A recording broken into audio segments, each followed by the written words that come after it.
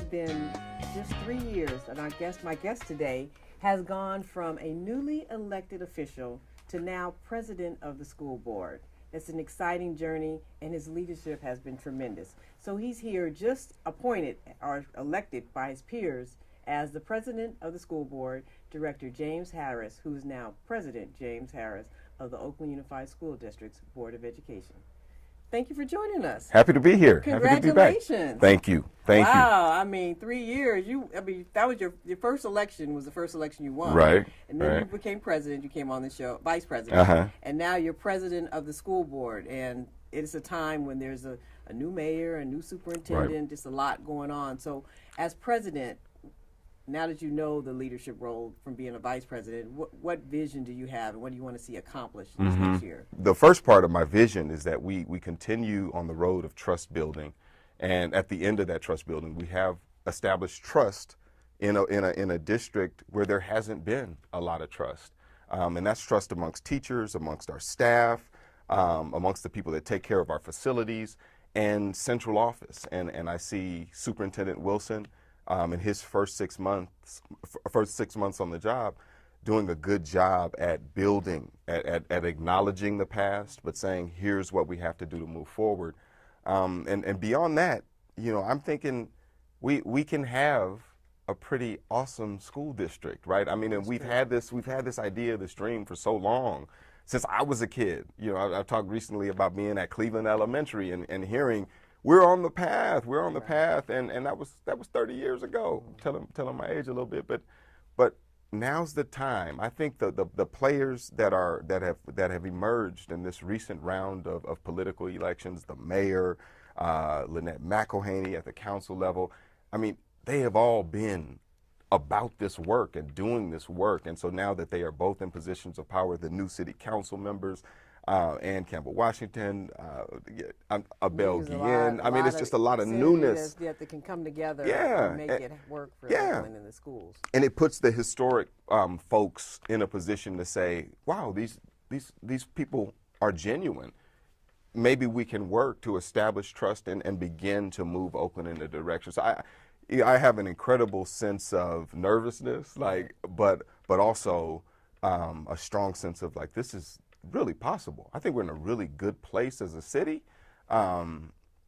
We just got to keep moving. We just got to keep moving. And a year goes by so fast. Right. So you'd have to clearly say, these are the 3 things I want to get done and move on those because it'll go by so fast. That's right. Yeah, like you were saying when you were, your president's speech, when you were sworn in, well, not sworn in, you took over. Right. Elected in. Right. And you were saying that it's not about you, it's about us, and just kind of really getting the community and the district in unison and engaged in seeing what's best for our students. That's it, right? That's why we're here.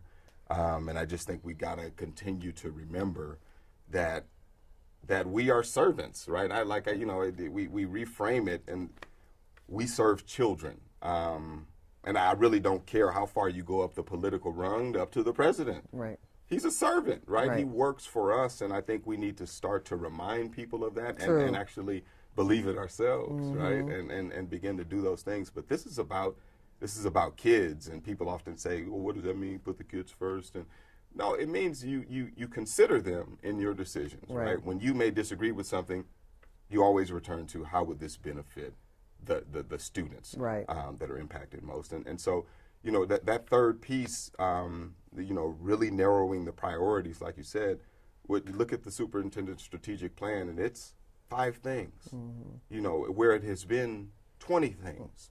And it's so hard to get 5,000 people to focus on 20 things, and it's a little easier to get them to focus on 5 priorities that involve building professional culture, building trust, establishing a contract with the teachers, building high-quality schools, empowering school sites to control their own destiny.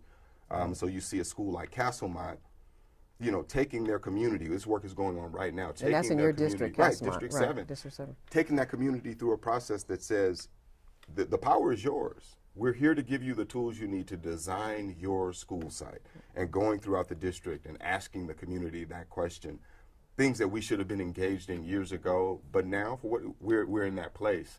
so that we can continue that work in a focused fashion and build trust and realizing along the way that it's going to take time.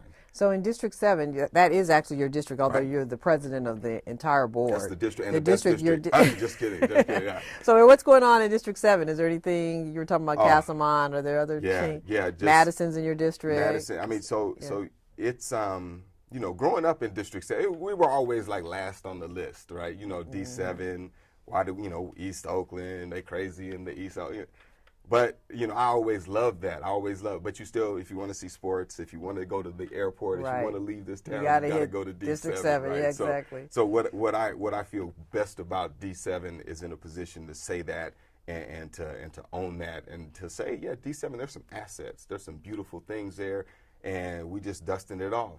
So, you know, and so jewels that exist in there are folks like Principal Chavrin out at Castlemont, who has doing a great job. Yeah, doing an excellent job, you know, and you talk about reestablishing trust and giving the teachers and community the resources they need. Incredible solar project that just went up out there that's going to basically eliminate electrical costs. And so there's an opening coming up for that.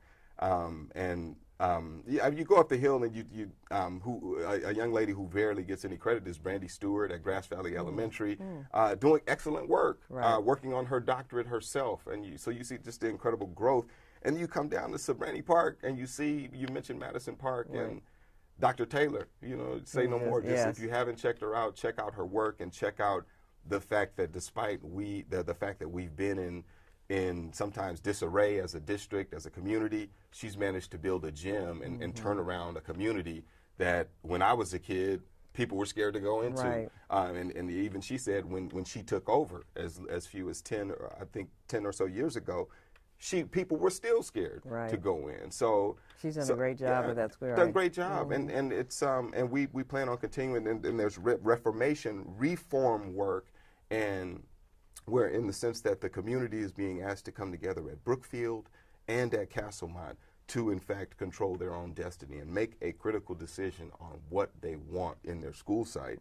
And at Brookfield, that'll be led by the leadership of Principal Franco, who's out there and who has done great work. So I mean, there's great things. Rise New Highland, Leroy Gaines, Mintram. I mean, there's the Blue Book, which is basically a diagnostic tool that exists to tell you everything about where your kids should be.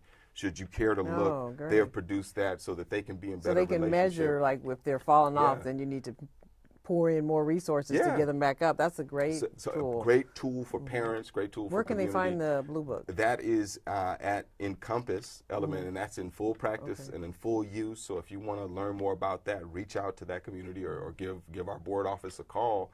But I mean, that's just a sliver of the work that's going on. I mean, you got great people on the ground doing the work, and you know, I'm excited about the time when great people doing great work meet a great central administration who's encouraging and supporting them to do the same thing. It's going to be magical. And it'll be great to see how that all unfolds. Yeah. That'll be good to see. Yeah, well, the last time we saw you too, we were at Castlemont and had the Motown the musical there as far as kicking off back to school week. So you are working really hard, but at least you come also out and touch and reach and talk to the students so they can see you, because it's important for them to see someone who was born in Oakland, who now is, you know, president of the school board at the highest level of leadership in the school district. So pretty it's cool. Exciting. Congratulations. It is. Thank you. From Cleveland Elementary. And then Hope Academy, so crazy. So good.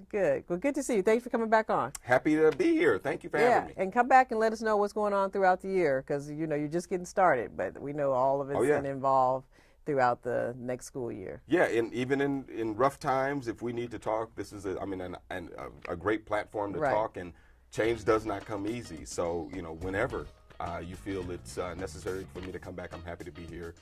It's a great time. To set the record straight, so you can just tell us what is really going on. That's exactly right. Or to invite folks to build. Because it's, you know, I don't know what's going on. We know what's going on. So that's what it's all about. Good. Well, congratulations. Thank you. Thank you. Thank you for your leadership. You've been watching Spotlight with Shonda Scott. Our spotlight today is on President James Harris of the Board of Education of the Oakland Unified School District, where every student thrives. Thanks for joining us.